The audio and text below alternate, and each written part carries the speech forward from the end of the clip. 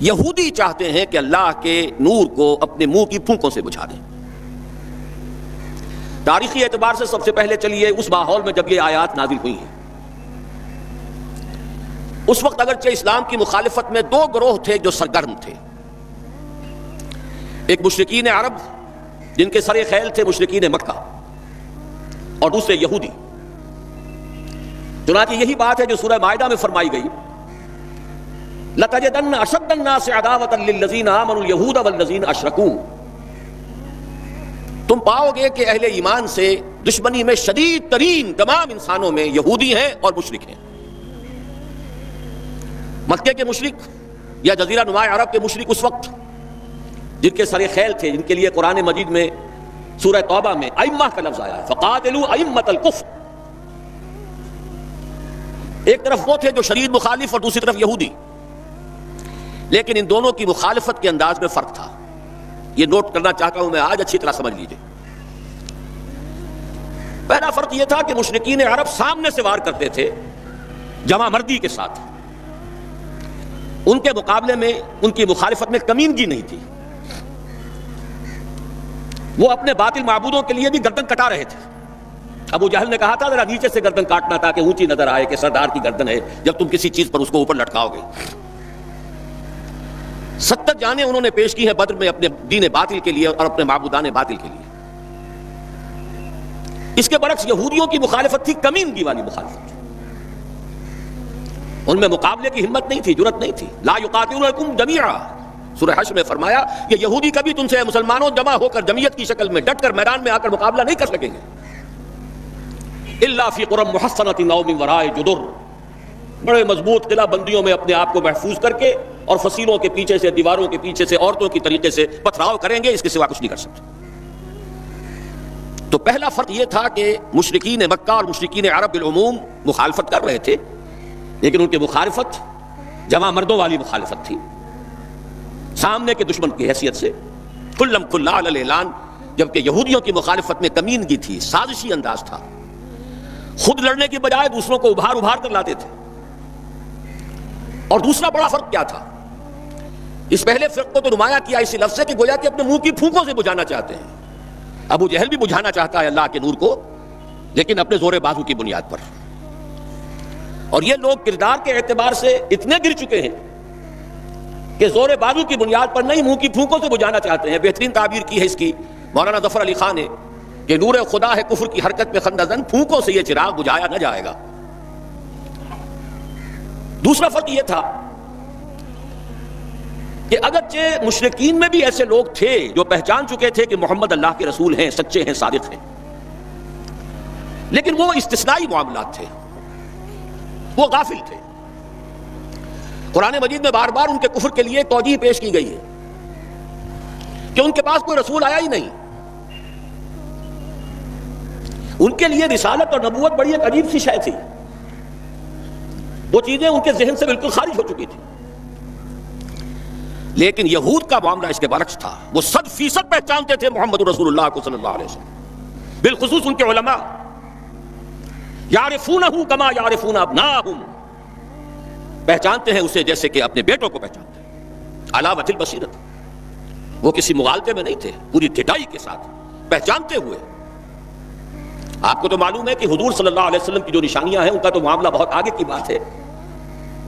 حضور کے ادنا رفقا کا معاملہ کیا تھا کہ حضرت عمر رضی اللہ تعالیٰ عنہ کے بارے میں پوری ان کی صفات ان کے ہاں موجود تھیں، اور عیسائی علماء نے ان کے ساتھ ٹیلی کر کے ہی حضرت عمر کو سامنے کھڑے ہو کے دیکھ کر اور پھر جو ہے یروشلم کا قبضہ لیا تھا کہ ہاں یہ وہی درویش بادشاہ ہے جس کا ذکر موجود ہے ہماری کتابوں میں کہ یروشلم اس کے ہاتھوں فتح ہوگا۔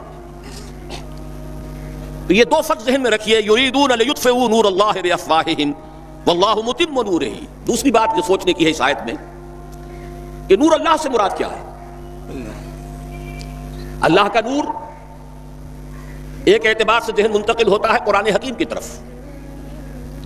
نور اصل میں قرآن مجید میں ہدایت کے لیے بھی آتا ہے، تورات کے لیے آیا فیہا ھدی و نور، انجیل کے لیے آیا فیہ ھدی و نور، روشنی ہی سے انسان راستہ دیکھ سکتا ہے۔ الہدا قرآن حکیم، ہدایت کاملہ، اس کے لیے خاص طور پر لفظ آیا ہے سورہ تغابن میں فرمایا فآمنوا باللہ ورسولہ والنور الذی انزلنا واللہ بما تعملون خبیر۔ ایک مفہوم تو یہ ممکن ہے قرآن مجید کے اس اصول کے تحت یا القرآن یفسر بعضہ بعضا، ویسے یہ کہ اس کا عام مفہوم اسلام،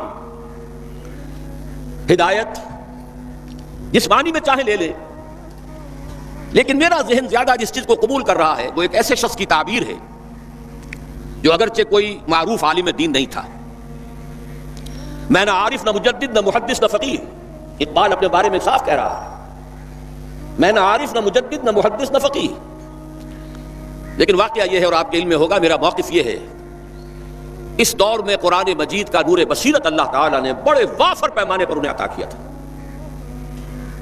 انہوں نے تعبیر کیا ہے اس نور کو نور توحید سے، چنانچہ یہ اتمام کا لفظ اس کے ساتھ واللہ متم نورہ،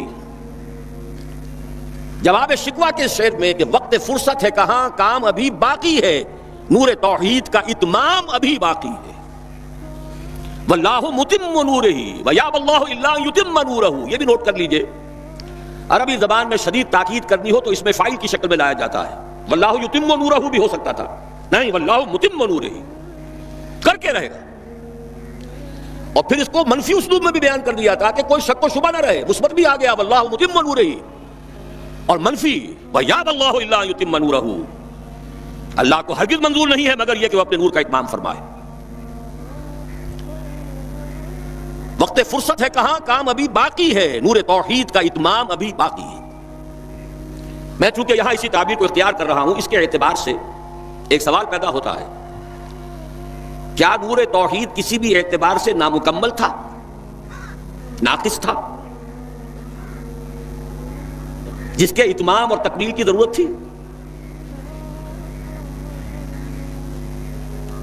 اگر میں اس سوال کا جواب ہاں میں دوں تو آپ سب چونک جائیں گے، لیکن میری وضاحت سن لیجئے۔ جہاں تک عقیدے کا نور ہے، عقیدے کی توحید ہے، اور انفرادی سطح پر اپنے عمل کی توحید ہے، توحید کے دو حصے سمجھ لیجئے، ایک توحید ہے عقیدے کی توحید، اللہ کو ایک ماننا، ایک جاننا، اس کی صفات میں، اس کی ذات میں کسی کو اس کا ساجی، ہمسر، برابر، ہم اللہ، کفر، ند، ضد نہ سمجھنا۔ ایک عمل کی توحید ہے کہ ایک ہی اللہ کے مطیع فرمان ہو جانا، ہما تن، ہما وقت، ہما وجوہ،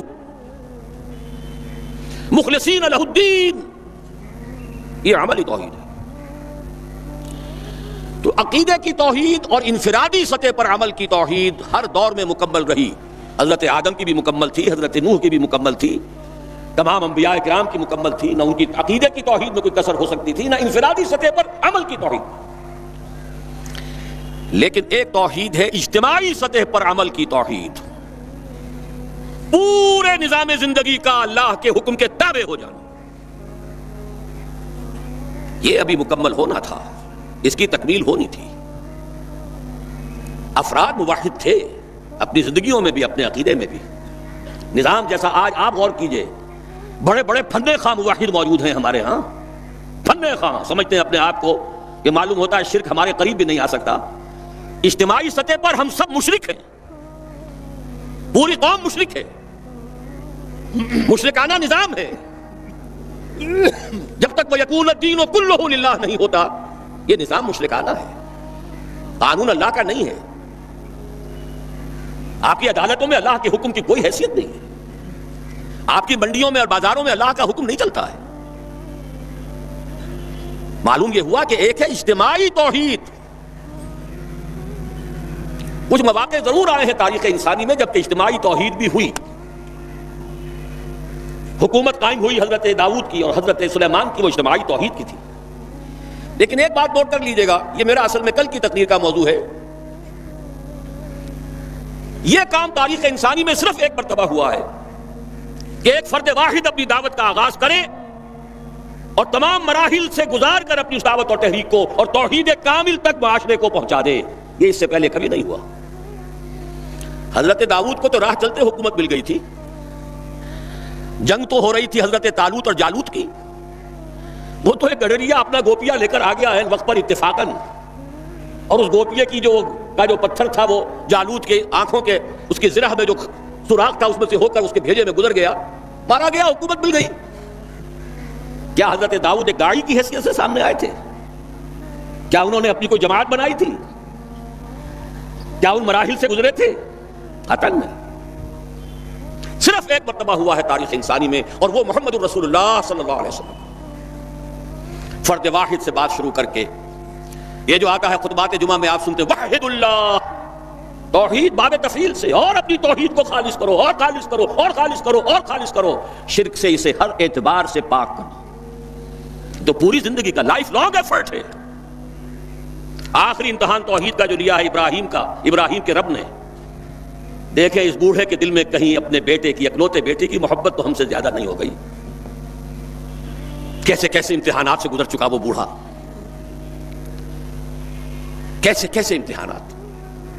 لیکن آخری امتحان دعائیں مانگ مانگ کر بیٹا لیا تھا. فلما بلغ معه السعي، اور جب اب ذرا ہاتھ بٹانے کے قابل ہوا، کہیں اس کی محبت ہماری محبت سے زائد تو نہیں ہو گئی. انی ارا فی المنام انی اذبحک فانظر ماذا ترى. اس لیے جو آتا ہے قرآن مجید میں بار بار حضرت ابراہیم کے لیے آخری سند کے الفاظ آتے ہیں وما کان من المشرکین، شرک کے ہر شائبے سے پاک. تو یہ توحید عملی اجتماعی سطح پر ہونی باقی تھی. اس کا تعلق ہے اگلی آیت سے. یہ کب ہوگی؟ هو الذی ارسل رسولہ بالہدی ودین الحق لیظہرہ علی الدین کلہ ولو کرہ المشرکون. اللہ نے اپنے ان آخری رسول کو محمد صلی اللہ علیہ وسلم کو تو بھیجا ہی ہے الہدا، وہ دین حق اور الہدا اور دین حق دے کر تاکہ غالب کریں. جب تک دین غالب نہیں توحید ناقص ہے. عقیدے کی توحید ہو سکتا ہے کہ ہو، انفرادی سطح پر بھی ہو سکتا ہے ایک آدمی جہاں جہاں بھی اللہ کا حکم مان سکتا ہو مان رہا ہو، لیکن آخر وہ کسی قوم کا فرد ہے، کسی ریاست کا شہری ہے، کسی خاندان کا فرد ہے، چہار طرف سے جکڑا ہوا ہے رشتوں میں اور تعلقات میں. اس کی زندگی کے کتنے گوشے ہیں کہ جن کو ابھی وہ مشرکانہ نظام اپنی گرفت میں لیے ہوئے ہیں. یہ در حقیقت اسی وقت ہوگا جب کہ اللہ کا دین غالب ہو جائے. هو الذی ارسل رسولہ بالہدی ودین الحق لیظہرہ علی الدین کلہ ولو کرہ المشرکون. مشرک تو کبھی پسند نہیں کریں گے. یہاں ذرا شرک کو سمجھ لیجئے، یہ شرک صرف عقیدے کا نہیں. آج کا سب سے بڑا شرک کیا ہے؟ اللہ کا اللہ کو دو، ریاست کا ریاست کو دو. یہ سیکولر نظام ہے، یہاں پر جو ہے حاکمیت عوام چلے گی. جاؤ مسجدوں میں اللہ کا حکم نافذ کر لو. یہ سب سے بڑا شرک کبھی گوارا نہیں کریں گے. وہ توحید ہو جائے، اللہ ہی کا حکم چلے، سب پر یکساں جاری ہو جائے، سب یکساں اللہ کے حکم کے تابع ہو جائیں. وَلَوْ كَرِهَ الْمُشْرِكُونَ، مشرک کبھی نہیں چاہیں گے. لیکن ان کی مخالفت کے علی الرغم، ان کی ساری ریشہ دوانیوں کے باوجود، ان کی تمام سازشوں کے باوجود اللہ کا دین غالب ہو کر. اب ذرا تاریخی اعتبار سے جائزہ لیجئے. ابھی ہم تھے اس ماحول میں جبکہ ابھی یہ آیات نازل ہو رہی تھی. پہلی بات تو یہ سمجھ میں آ گئی کہ محمد الرسول اللہ صلی اللہ علیہ وسلم کا مقصد بعثت ہے غلبہ دین. یہ نوٹ کرنے کی بات ہے، کسی اور رسول کے لیے اللہ نے قرآن مجید میں یہ الفاظ استعمال نہیں کیے. شاہد سب تھے، مبشر سب تھے، نذیر سب تھے، داعی سب تھے، مبلغ سب تھے، معلم سب تھے، مربی سب تھے، مزکی سب تھے. لیکن یہ کہ هو الذی ارسل رسولہ بالہدی ودین الحق لیظہرہ علی الدین کلہ، صرف محمد کے لیے آئے الفاظ صلی اللہ علیہ وسلم اور 3 مرتبہ آئے. اب اس کے ساتھ جس کو صغرا کبرا کہتے ہیں لاجک میں پریمیسز، اس کے ساتھ جوڑیے دوسری بات جو قرآن میں 5 مرتبہ آئی ہے، اگرچہ وہ آئی ہے ذرا مختلف الفاظ میں. کہیں فرمایا وما ارسلناک الا رحمۃ للعالمین، ہم نے نہیں بھیجا ہے محمد صلی اللہ علیہ وسلم آپ کو مگر تمام جہان والوں کے لیے رحمت بنا کر. آپ کی بعثت جغرافیائی، نسلی، قومی، علاقائی حدود سے ماورا، بالا تر. قرآن میں بقیہ سارے رسولوں کی بات آتی ہے تو کہتے ہیں یا قوم یا قوم یا قوم. نوح نے کہا یا قوم اعبدوا اللہ، ہود نے کہا یا قوم اعبدوا اللہ، صالح نے کہا یا قوم اعبدوا اللہ ما لکم من الہ غیرہ.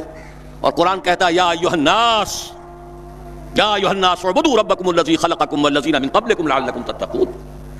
لیکن صریح ترین جو لفظ آیا ہے وما ارسلناک الا کافۃ للناس بشیرا ونذیرا، ہم نے نہیں بھیجا ہے محمد صلی اللہ علیہ وسلم آپ کو مگر پوری نوع انسانی کے لیے بشیر و نذیر بنا کر۔ اب ذرا اس کو جوڑیے، محمد کو بھیجا کاہے کے لیے؟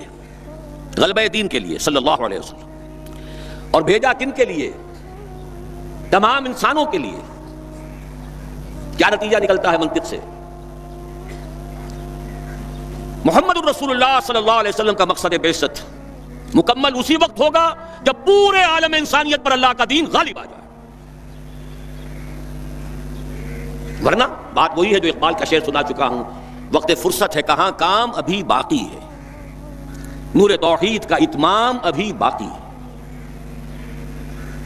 لیکن یہ کہ اگر اللہ نے واقعی بھیجا محمد کو دین کے غلبے کے لیے صلی اللہ علیہ وسلم، اور اگر بھیجا ہے پوری نوع انسانی کے لیے، تو ناممکن ہے کہ یہ دنیا ختم ہو جائے اس سے پہلے کہ محمد الرسول اللہ کا مقصد بعثت مکمل۔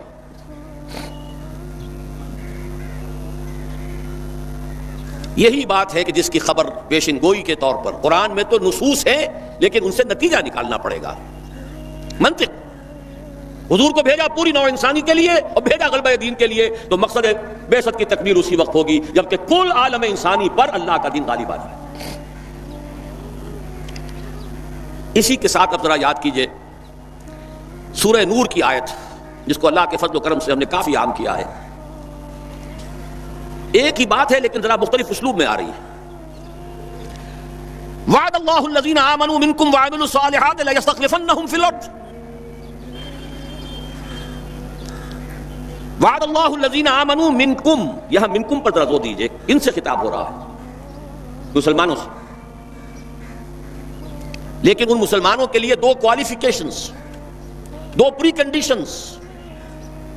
اے مسلمانوں، اللہ کا وعدہ ہے تم میں سے ان سے جو ایمان اور عمل صالح کا حق ادا کر دے، انکنڈیشنل نہیں ہے۔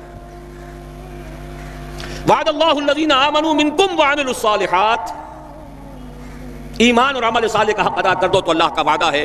اور وعدہ کتنا مؤکد ہے، نون مشدد کے ساتھ تینوں دفعہ، اور ایک ہی بات کو تین اسلوبوں میں۔ لَيَسْتَخْلِفَنَّهُمْ فِي الْأَرْضِ، لامن خلافت عطا فرمائے گا انہیں زمین میں، كَمَا اسْتَخْلَفَ الَّذِينَ مِن قَبْلِهِمْ، جیسے کہ خلافت عطا کی تھی ان کو جو ان سے پہلے تھے۔ جب مسلمانوں کو خلافت اور حکومت عطا ہو جائے گی تو اس کا منطقی نتیجہ ہوگا کہ دین غالب ہو جائے گا، لیکن اس کو بھی کھول کر بیان کر دیا، وَلَا يُمَكِّنَنَّ لَهُمْ دِينَهُمُ الَّذِي ارْتَضَىٰ لَهُمْ، اور لازماً متمکن کر دے گا، غالب کر دے گا ان کے اس دین کو جو اللہ نے ان کے لیے پسند فرما لیا ہے۔ الْيَوْمَ أَكْمَلْتُ لَكُمْ دِينَكُمْ وَأَتْمَمْتُ عَلَيْكُمْ نِعْمَتِي وَرَضِيتُ لَكُمُ الْإِسْلَامَ دِينًا۔ اچھا، جب مسلمانوں ہی کی حکومت ہو جائے گی، دین کا غلبہ ہو جائے گا، تو ظاہر بات ہے مسلمانوں کے لیے بندشیں اور خوف تو ختم ہو گئے۔ اس کو بھی واضح الفاظ میں وَلَا يُبَدِّلَنَّهُم مِّن بَعْدِ خَوْفِهِمْ أَمْنًا، ان کی خوف کی حالت کو امن اور سکون سے بدل دے گا، کوئی خوف نہیں ہوگا۔ اب یہاں فرمایا یعبدوننی لا یشرکون بی شیئا، تب جا کر وہ ان کی عبادت اس درجے میں مکمل ہوگی کہ اس میں شرک کی کوئی آلائش باقی نہیں رہے گی۔ جب تک نظام پورا اللہ کے دین کے تابع نہیں، شرک موجود ہے، عقیدے کا شرک ختم ہو چکا، انفرادی سطح پر موحد بن چکے۔ لیکن یہ تو تین کام جب ہوں گے کہ اللہ کا دین غالب ہو جائے، اللہ کی حکومت اور مسلمانوں کی خلافت قائم ہو جائے، تب کہیں جا کر وہ بات ہوگی لا یشرکون بی شیئا، پھر شرک کا ہر شائبہ ختم، وَيَكُونَ الدِّينُ كُلُّهُ لِلَّهِ، دین کل کا کل اللہ کے لیے ہو جائے گا۔